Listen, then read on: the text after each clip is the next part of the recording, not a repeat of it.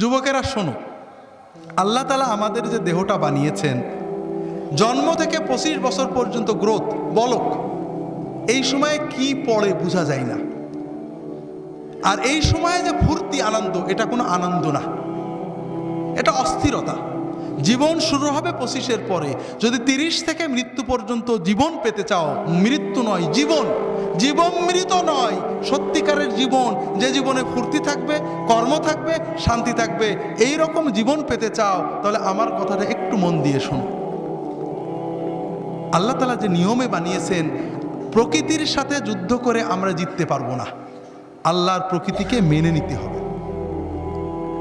আল্লাহ তাআলা আমাদের সৃষ্টি করেছেন, প্রতিদিন 6-7 ঘন্টা তুমি ঘুমাবে, গভীর ঘুম, 1-2 ঘন্টা খেলবে, কঠিন পরিশ্রম, তোমার শরীর ঘেমে রক্ত টকবক করে বেরেনে যাবে। ফুটবল, হাডুডু, ব্যাডমিন্টন, ভলিবল, দৌড়, সাঁতার, এগুলো খেলতে হবে। এরপরে 1-2 ঘন্টা আল্লাহর ইবাদত করতে হবে, আল্লাহর সালাত, সিয়াম, জিকির, যতটুকু পারা যায়। তাতে তোমার আত্মা সুস্থ হবে, তোমার মন পরিশুদ্ধ হবে, তোমার আত্মা, মন, দেহ সব কিছু প্রোডাক্টিভ হয়ে যাবে। এরপরে তুমি 4-5 ঘন্টা তোমার 25-এর পরের জন্য কর্ম বা শিক্ষা নেবে।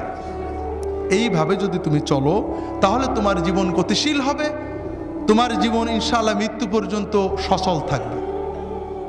কিন্তু তুমি এখন খেলাধুলো বন্ধ হয়ে গেছে, সারাদিন মোবাইল, ইলেকট্রনিক মিডিয়া, আর খাওয়া তো কি খাচ্ছি আমরা দেখছি। ইউরোপ আমেরিকার লোকেরা কিছু সুস্থ থাকে, ঠান্ডার কারণে ওরা দৌড়াতে হয়, পরিশ্রম করে, আমরা গরমের কারণে ওইটাও করি না। সারাদিন মোবাইল দেখছি, শুনছি, কানে ইয়ারফোন লাগিয়ে শুনছি, আমাদের কান চোখগুলো নষ্ট হচ্ছে।